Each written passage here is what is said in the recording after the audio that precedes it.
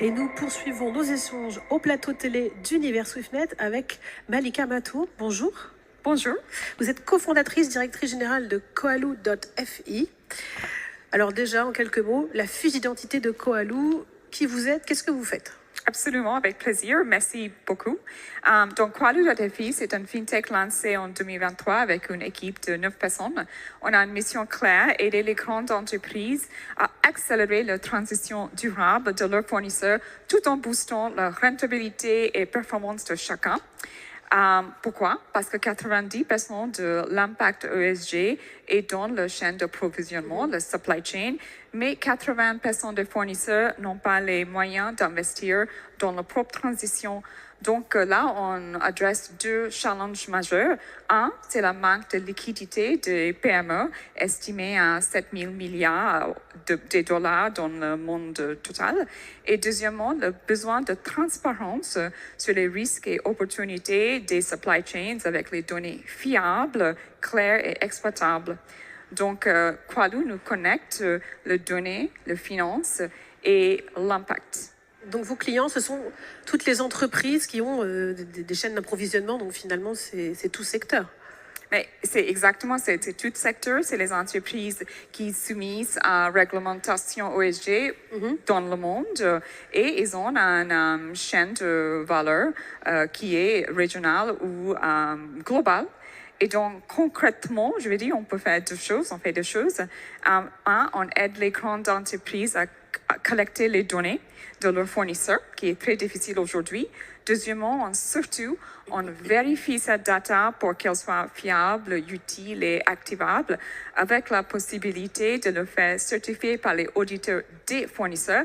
Et troisièmement, en revanche, nous incitons les fournisseurs à partager cette data avec un accès au financement de moindre coût. Donc, le résultat, c'est plus de transparence pour l'acheteur, plus de liquidité pour le fournisseur pour investir dans leur propre transformation et bien sûr, plus de rentabilité pour tout le monde.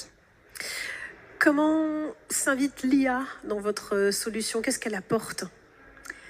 Bien sûr, donc l'IA pour nous, c'est un accélérateur de transition. Donc notre IA s'appelle Greta et elle résout trois freins majeurs du côté fournisseur.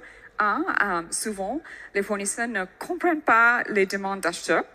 Greta traduit les attentes des acheteurs en actions concrètes et claires. Deuxièmement, les fournisseurs, ils n'ont pas le temps, ni les ressources, ni l'expertise pour prioriser et travailler sur ESG. Greta analyse les écarts critiques, priorise les actions et recommande et coach les bonnes pratiques. Et troisièmement, les fournisseurs sont souvent subis à trop de documents, peu de clarté, et Greta vérifie la solidité et robustesse des données et des preuves soumises. Donc, le résultat, on va droit à l'essentiel avec un replan d'action et un client nous a récemment dit que Coalou est le premier outil où je me suis dit que mes fournisseurs vont apprécier. Et ça change tout pour nous. Et c'est très concret comme retour. Greta, on retiendra. Alors Greta, ce qui est très en ligne justement avec votre positionnement sur les enjeux ESG, c'est dans ce registre que vous accompagnez vos clients pour le quantifier, le mesurer, le valoriser. Comment appréhendez-vous le contexte ambiant avec je n'irai peut-être pas jusqu'à dire jusqu'à un rétro-pédalage, en tout cas pas en Europe, mais enfin au niveau mondial, on en observe un sur les thématiques ESG, ralentissement avec la souveraineté, les sujets de défense qui prennent beaucoup d'importance. D'ailleurs, la défense peut s'inviter dans l'ESG, ça dépend un peu des interprétations. Même chez nous en France, Emmanuel Macron avait évoqué récemment une suppression, même plus un report, un retrait de la CS3D. Quel impact ça peut avoir, vous, sur votre activité, sur vos clients? Au niveau global, on ne voit pas vraiment un recul. Même si l'omnibus en Europe freine un peu, le reste du monde continue à avancer. Par exemple, la Chine a un équivalent de CSRD qui touchera leurs 3000 entreprises cotées. Australie, l'Inde, etc., elles ont tous mis un équivalent de CSRD en place. Pour moi, ce que recule vraiment, c'est l'ESG en tant que cocher une case de la conformité. Ce que monte, c'est l'ESG comme un enjeu stratégique pour mieux évaluer les risques et opportunités dans notre supply chain et assurer la pérennité du business. Un exemple parlant, plus de 50% des transactions M&A tombent à cause d'un manque de confiance dans les risques dans la chaîne d'approvisionnement. Donc c'est plutôt le greenwashing qui recule que le vrai enjeu ESG. D'autres fintechs sont positionnés sur ces enjeux, peut-être de façon différente. Est-ce que vous allez nous dire qu'est-ce qui fait la différence de Coalou, Daphé? Bonne question. Alors, il y a trois choses. Numéro un, une rentabilité immédiate de ESG pour les acheteurs et les fournisseurs. Par exemple, on divise par 10 la marge bancaire pour les fournisseurs.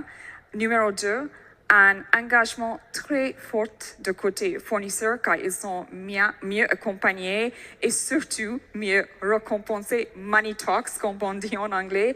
La plupart des entreprises ont moins de 10% des fournisseurs engagés. Avec nous, les fournisseurs accèdent à un financement qui est moins cher en échange pour les données fiables et la performance qui est meilleure. Donc, l'argent, c'est un super outil très motivant. Et troisièmement, les données fiables et pré-auditées. Nous prenons les données des fournisseurs et pré-auditons pour éviter des mauvaises surprises auprès des actionnaires et clients. Et donc, avec ces trois leviers, la rentabilité, l'engagement et les données fiables, on finance la transition par la confusion. Coalou, c'est tout jeune, 2023. Les projets en ligne de mire, c'est quoi? Oui, il y a beaucoup de choses à faire et jamais assez de temps, je vais dire. Donc, on a 3 projets sur lesquels on travaille à ce moment. Un, c'est accélérons notre déploiement international. Nous avons établi 2 partenariats en Asie et finalisons 2 autres partenaires en Maghreb et en Australie. On a beaucoup de demandes, surtout de l'Asie, parce qu'il y a les réglementations qui continuent de mettre en place là-bas. Deuxièmement, on travaille activement pour devenir CBAM compliant, pour aider nos clients à répondre à leurs obligations de décélération carbone pour leur importation en Europe. Et troisièmement, en développant nos partenariats avec les associations sectorielles pour contribuer à la standardisation et simplification des KPIs et ainsi simplifier autant possible la vie des fournisseurs avec quelque chose de simple et clair. Un programme riche, en effet, vous l'avez dit. Merci beaucoup, Malika Matou. Avec plaisir. Merci beaucoup.